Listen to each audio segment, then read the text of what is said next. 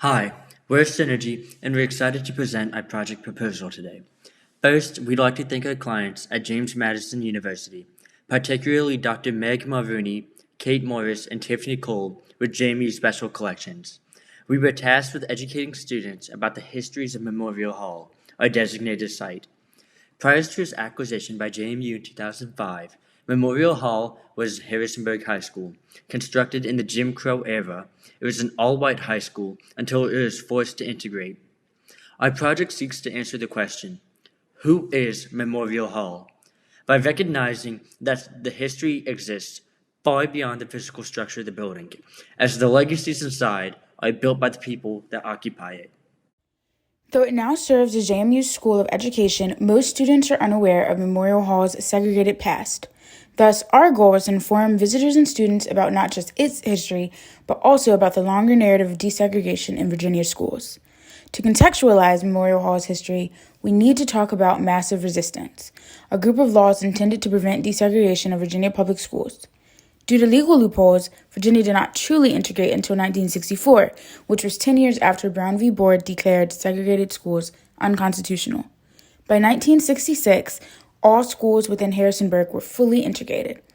Harrisonburg High School integrated in 1964 with 6 black students, one of whom was Sherry Darkis Johnson, who ended up becoming the first black student at JMU in 1966. We wanted to tell the story of desegregation in Memorial Hall as Harrisonburg High School by creating a design that recognizes those whose stories resonate within the walls still, even if they're not told. Through intentional community engagement and input, our goal was to return agency to those whose lives we have chosen so often to overlook. Essentially, it comes down to telling stories and doing so honestly. To reimagine the physical spaces of our site that could do so, we needed to meet the needs of many different communities and navigate a complex landscape while offering empathy, connection, value, and reclamation to all those who interact with the space. This installation is meant to be engaging and allow for audience interaction, as well as offering a space that is both welcoming and encourages uncomfortable growth. By following main themes of education and legacy, we began to look for some examples of real-world design that embody the values we hoped to instill as the foundation of our exhibit. Often, people try to separate themselves from difficult histories, but for true healing and reconciliation, we wanted visitors to be able to physically engage with the space and recognize their own roles within both past and present narratives. We were inspired by the Montpelier Slavery exhibit, as well as Kara Walker's silhouette exhibits, to think about the usage of light to highlight the narratives that we embody, even unknowingly. Whose shadows are cast within our own, and how do we bring them to light instead of letting our ignorance shroud them? Considering the physical space, the International Civil Rights Center and Museum and the Tennessee State Museum helped us visualize how to utilize lighting and angling to orient visitors toward information and vice versa. When looking into interactive personal experiences, we were influenced by the Little Rock Nine Memorial and the Canadian Museum for Human Rights. The first immediately creates a sense of empathy between visitor and site history, while the latter utilizes directional audio technology to immerse users into the site, inspiring us to look closely at manipulating sound and light to connect visitors to the physical space. When thinking about who and how others will be affected by our design, we first thought about the layers of communities that resided here. Harrisonburg was constructed from stolen Monohoic land, while JMU itself was built on farmland that was likely worked and maintained by enslaved laborers. Now, a predominantly white university, we need to think about how all these white spaces were built off the marginalization of black and indigenous peoples. At a university with overwhelming white markers and memorials, these symbols of hierarchy ultimately impact how students of color learn and live within Harrisonburg.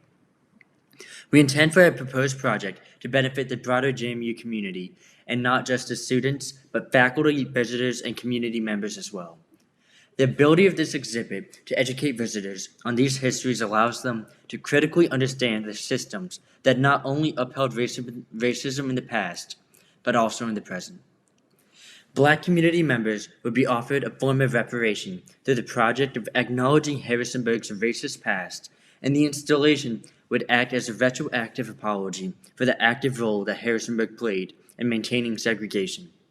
Memorializing this history will hopefully lead to further initiatives that create a more equitable community for all those that interact within it.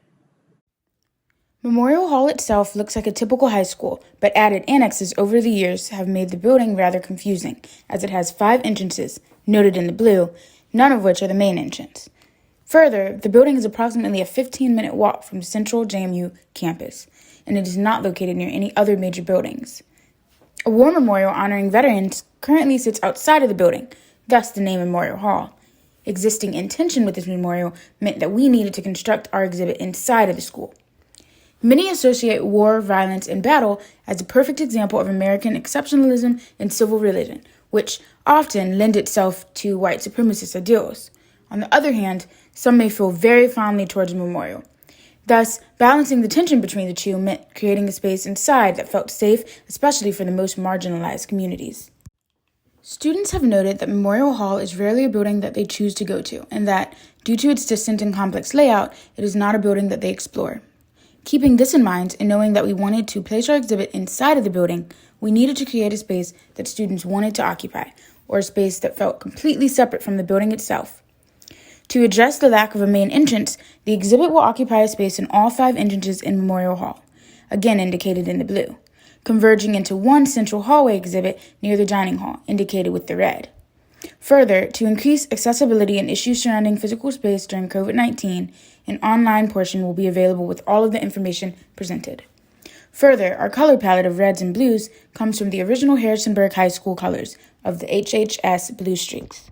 Here we have our proposed design and also some questions we hope to answer with it. For the first part of this exhibit, we propose adding a silhouetted figure, one at each entrance, along with a plaque as pictured, that discusses the person's role in desegregation and their larger story to create that previously discussed personal connection. The silhouette speaks to the legacy of that individual and cements them into the foundation of the school itself.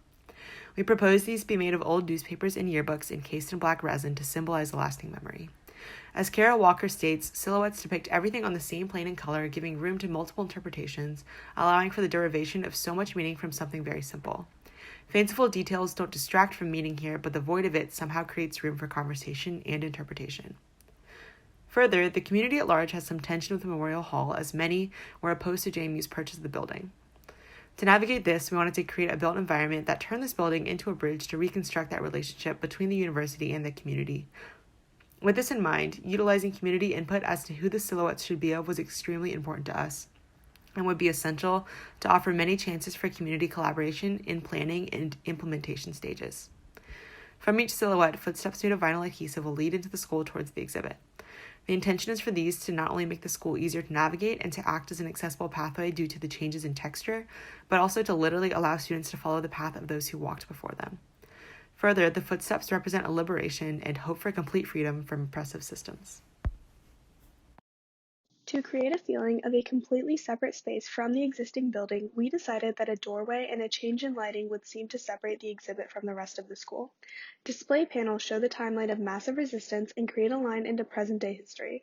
As visitors walk through the doorway, they will observe backlit glass panels, creating both a contrast between transparency and boldness that allows the elements to stand out. They will be tilted towards the participant to orient them in space, drawing them into the information. In the center of the exhibit will be a ring of lights that outline a sound barrier, where the individual will be immersed in the voice of Sherry Darkis or other community members, based on community input, who will tell the more intimate story of integration at Harrisonburg High School and JMU. As visitors reach the end of the exhibit, the footsteps will orient them towards one wall where they will be able to write their names and choose to take an image of their silhouette. This outline will then join a crowd of other visitors from that day, as well as the silhouettes of those already positioned at the 5 exhibits and others. The intention of this is to have visitors visualize themselves as a part of the greater story so that they feel empowered within the space to make it better for themselves and each other. As mentioned, there are 5 separate entrances to the school. Since we plan for their silhouettes to be placed at each, we plan to create an online component that allows for easy access to all the information at each entrance. Visitors will scan a QR code that leads them to a comprehensive website, which provides all of the history of the exhibit and of each silhouette. This also further increases the accessibility of information, which will reach a broader audience and allow for accommodations for people of different abilities based on their needs. This will also include more resources on integration locally and nationally. We wanted to tell the story of desegregation in Memorial Hall as Harrisonburg High School by creating a design that recognizes those whose stories resonate within the walls still, even if they're not told. Through intentional community engagement and input, our goal was to return agency to those whose lives we have chosen so often to overlook. Essentially,